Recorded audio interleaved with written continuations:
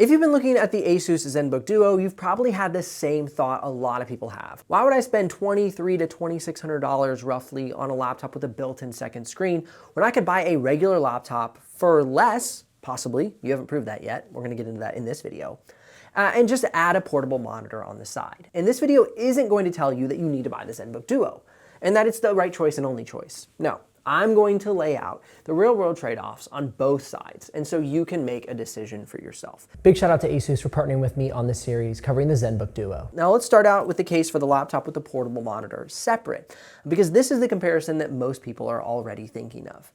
Now the appeal is choice, especially for people with very specific device preferences, right? This is the Asus Zenbook S16 OLED. Great device, large screen, large trackpad, solid performance, great choice. Then you can even pick the exact screen you want. This is the Zen Screen 15.6 inch, only uses a USB-C cable to connect. Really great, affordable option. And you're thinking, that sounds great, right? Great price point, probably a little bit cheaper. We'll find out more in just a moment. Portable monitors have become rather good. There's a lot of USB-C only portable monitors from main brands like Asus and LG, as well as other brands like Espresso or Perfect. Now, just a few years ago, displays required an entire power source and power brick and a full display cable like an HDMI cable, but now you can connect a single cable that pulls over the display and power to power the external display. And so you can just slide that display in on top of your laptop. No extra big chunky bricks, just one single USB-C cable that probably most of you already have in your backpack. Now some are even OLED, some are touch enabled.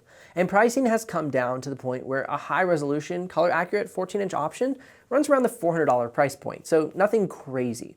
This is the Asus Zen Screen 15.6 inch 1080p. This is about $170, $250 depending on when you're looking. There's an Perfect 14-inch 3K OLED display for $320. The Asus ProArt 14-inch 1080p 100% DCI-P3 color accuracy, $320. The Asus ProArt 15.6-inch 4K 100% DCI-P3 color accurate, $700. So a nice range of choices that we have. In this video, we're gonna compare apples to apples. The Asus Zenbook Duo base model all the way up to the top tier pricing. And then we're gonna look at the Ultrabook pricing. And if you put it with a mid-range screen, how much that would cost so you know what you're getting into with the cost comparison from a realistic standpoint. Now first we have the top tier Asus Zenbook Duo. This is $2,699, the Intel Core Ultra X9 288H, Intel Arc B390 graphics, and 32 gigs of RAM. The mid-tier model, $2,499, Intel Core Ultra 9 386H, Intel integrated graphics, not the Arc, and 32 gigs of RAM.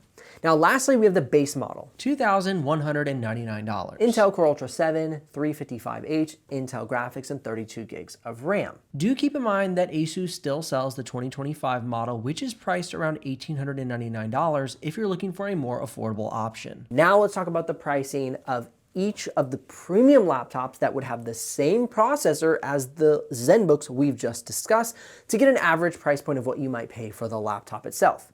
Intel Core Ultra 7 355H, $1,150 to $1,750, so an average price of $1,430. Intel Core Ultra 9 386H, $1,500 to $2,700, average price $2,000. Intel Core Ultra X9 288H, $1,899 to $2,500, average price $2,200.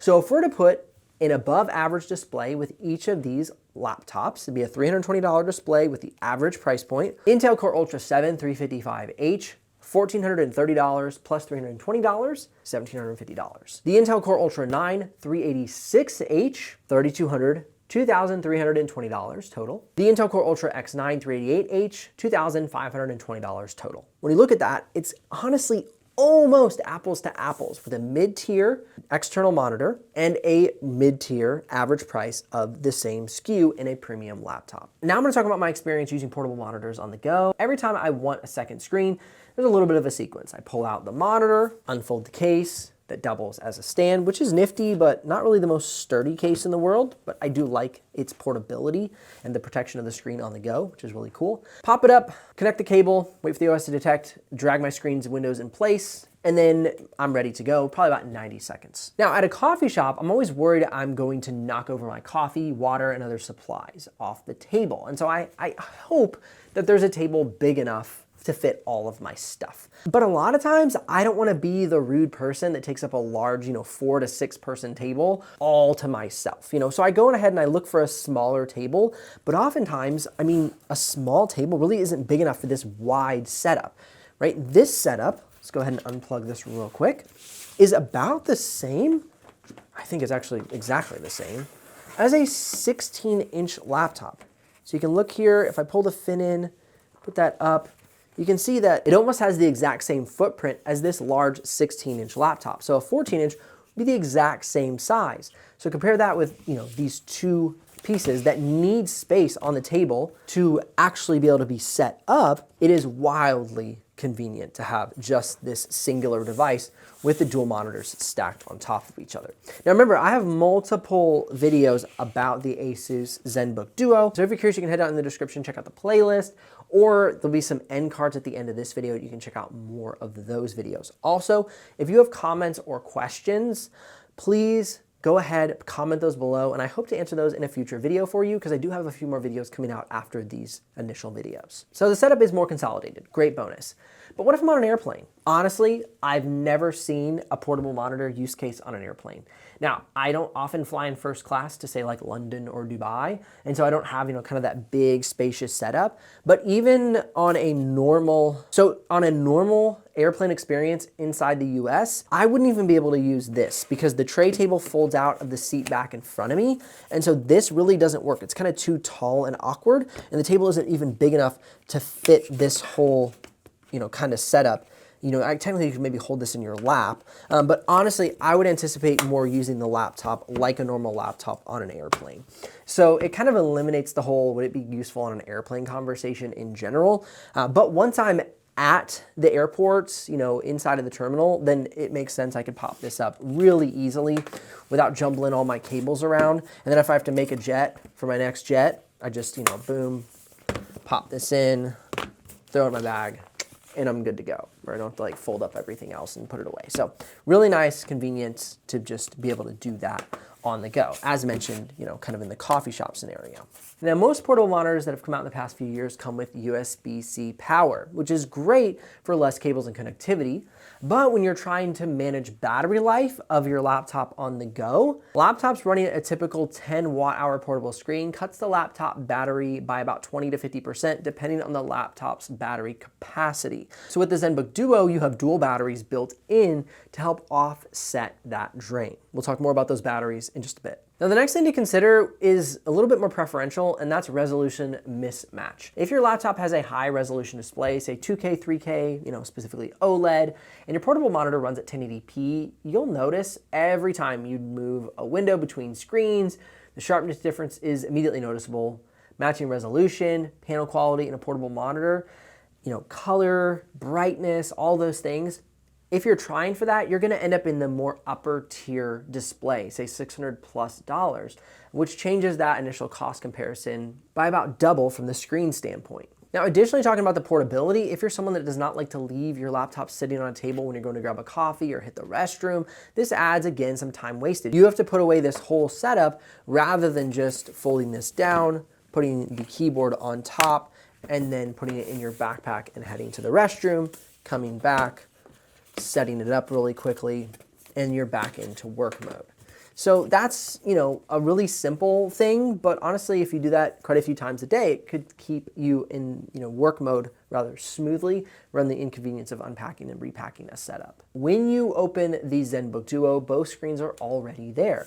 Same resolution, same panel technology, same color calibration, there's no cable needed to connect. No, stand to prop up for the external monitor itself, plus opening your laptop. That's all in one package. There's additionally no detection delay. You just open the laptop and both displays are ready to go. Now, beyond the setup, the integrated design solves a few things that external monitors can't fully address. The two 2.8K OLED panels in the 2026 model are matched. They look identical because they are identical. So when you move a window from one screen to the other, there's no shifts, No resolution drops, no color temperature differences, no brightness mismatch. It's a seamless canvas. Now the physical footprint is also the same size as most people's 14-inch displays. So when you prop open the kickstand, as I showed you earlier, it takes up the same space, the same desk real estate as a 14-inch laptop in normal use. The battery situation is also worth addressing directly because this was a real weakness in earlier versions. The 2026 model now ships with 99 watt-hours of batteries, one 49.5 watt-hour battery in the top screen and one 49.5 watt-hour battery in the bottom screen. And in real-world testing, both displays running, it lasted over 10 hours. Now, for a single display, you can get up to 15 hours of battery life. Now the Zenbook Duo starts around $2,199. And the top tier model is $2,699, configured with 32 gigs of RAM, with the 2025 model still available at $1,899. Now that is a premium price point, but let's throw out a comparison. If you look at the Dell XPS 14, a really strong competitor of a premium laptop form factor,